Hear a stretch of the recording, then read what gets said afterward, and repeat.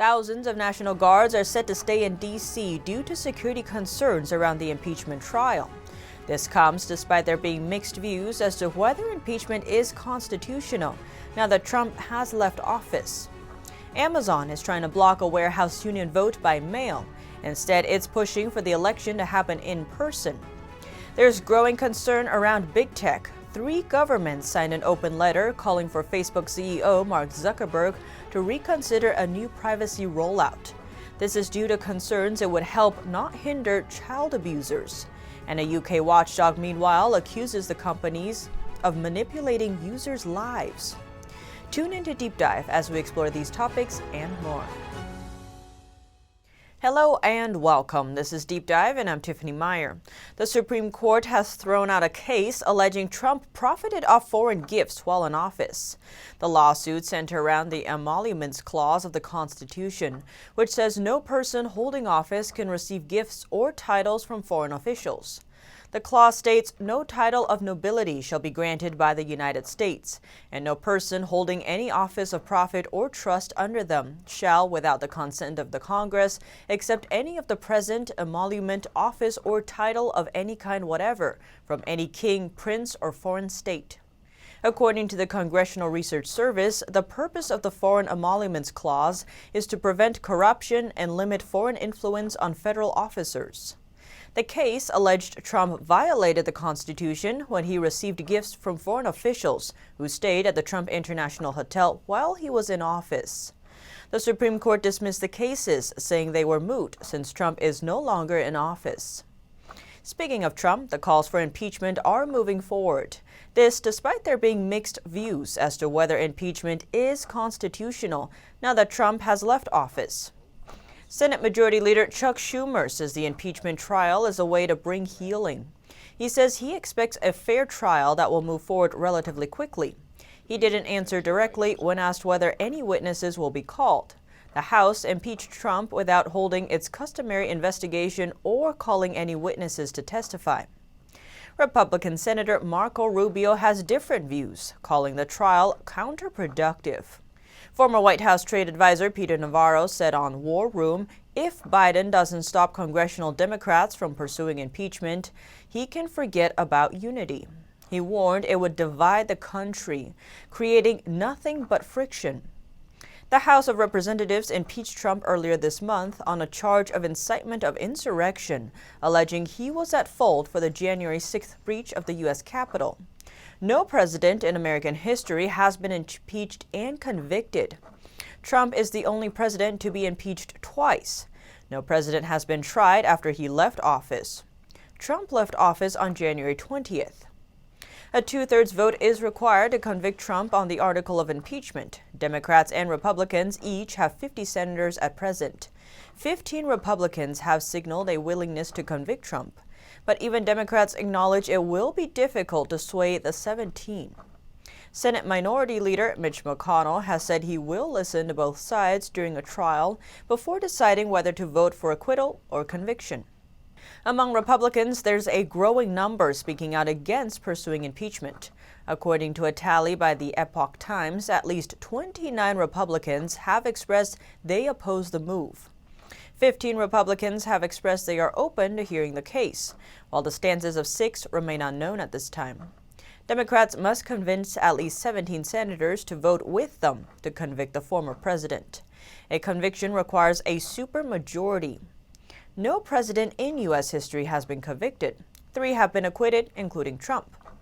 Several Democrats, meanwhile, say there's a chance they'll use the insurrection clause against former President Trump. It would prevent him from ever running for office again. Democrats may use the 14th Amendment of the Constitution to bar former President Trump from taking office again in the future. The 14th Amendment states no state shall make or enforce any law which shall abridge the privileges or immunities of citizens of the United States, nor shall any state deprive any person of life, liberty, or property without due process of law, nor deny to any person within its jurisdiction the equal protection of the laws. Section 3 of the 14th Amendment states that anyone guilty of insurrection or rebellion against the United States is eligible to hold office. Senator Tim Kaine told The Hill Democrats are quite confident about this move. Senators Richard Blumenthal and Chris Murphy both say it's a possibility. Senate Majority Whip Dick Durbin, however, voiced doubts. He says he's not convinced they can use the amendment without a conviction in court. Democrats in Congress have accused Trump of inciting the acts of violence at the U.S. Capitol. They impeached the president earlier this month. Schumer says the Senate's impeachment trial will start the week of February 8th. Schumer says the House managers will read the article of impeachment on Monday, and senators will be sworn in on Tuesday. He says progress on a pandemic relief bill will follow. Amid the uncertainty around the impeachment trial, the Pentagon is reportedly concerned about a repeat of the January 6th Capitol breach. According to Politico, up to 5,000 National Guards will remain in D.C. until mid-March in case of any unrest surrounding the impeachment trial. The report cited 4 anonymous sources familiar with the matter. Some guardsmen told Politico they were frustrated about the situation. Many have their deployment extended involuntarily, while others are staying on voluntarily. There's also worry about potential civil disobedience around March 4th, when QAnon suggests Trump will be inaugurated a second time. Speaking of QAnon, Facebook has removed over 78,000 profiles on both Facebook and Instagram for violating its policy against QAnon. It says they posted content about the group and militarized social movements since August of last year. Facebook says it's trying to strengthen its enforcement of these groups and that they're constantly trying to avoid being detected. The QAnon movement follows clues from cryptic messages posted on anonymous boards.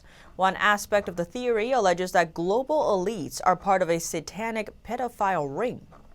Other big tech companies like Twitter and YouTube have also removed tens of thousands of accounts related to the movement.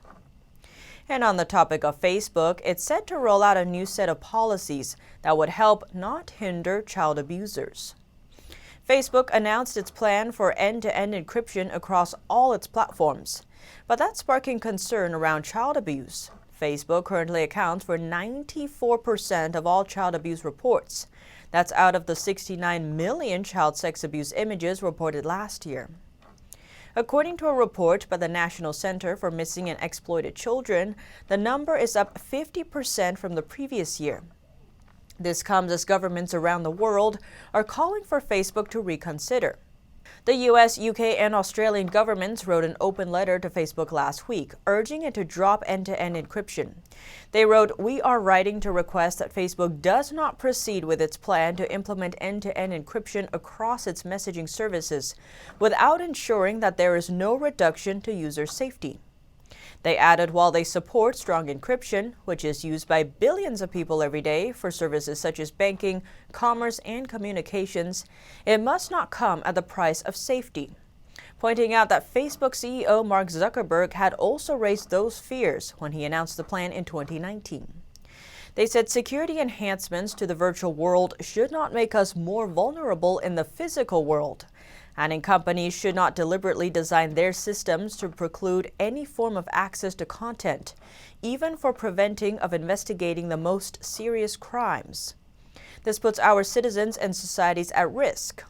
The report estimates that under the new encryption, 70% of Facebook's reporting would be lost.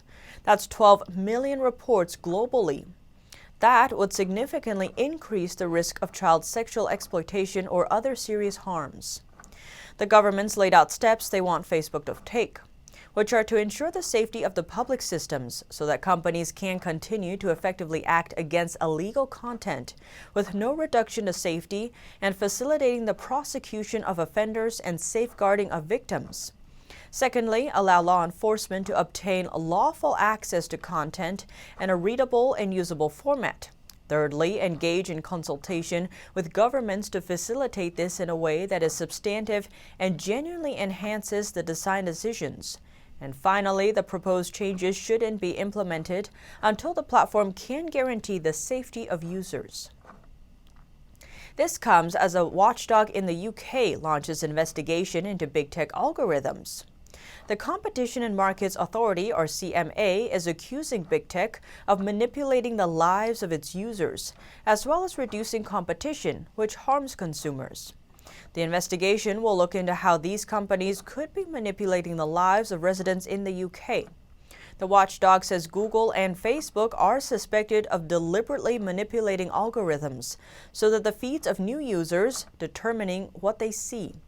Amazon is accused of directing shoppers to buy certain products, also through manipulating algorithms.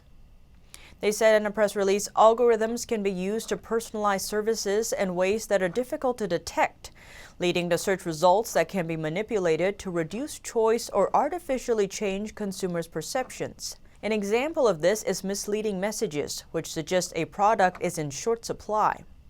Companies can also use algorithms to change the way they rank products on websites, preferencing their own products and excluding competitors.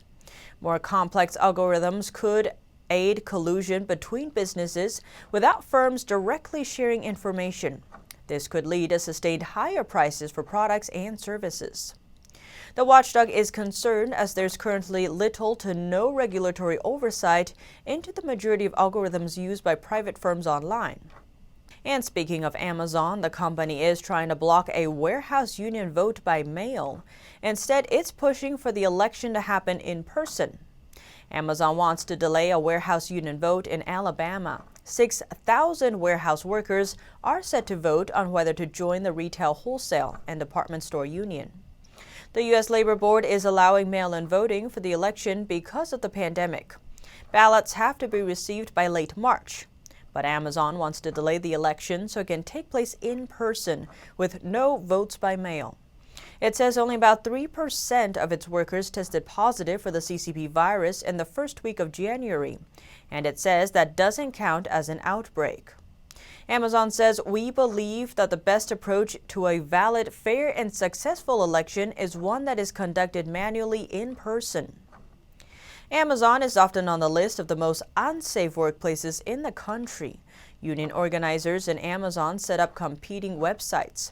Workers say a union would give them the right to collectively bargain over their working conditions, and Amazon would need to legally follow the guidelines. But Amazon alleges they already have workers covered with high wages and benefits. It writes, "Why pay almost $500 in dues? There's so much more you can do for your career and your family without paying dues." But what do you think? Let me know below. Thanks for tuning in to Deep Dive. I'm Tiffany Meier, and see you soon.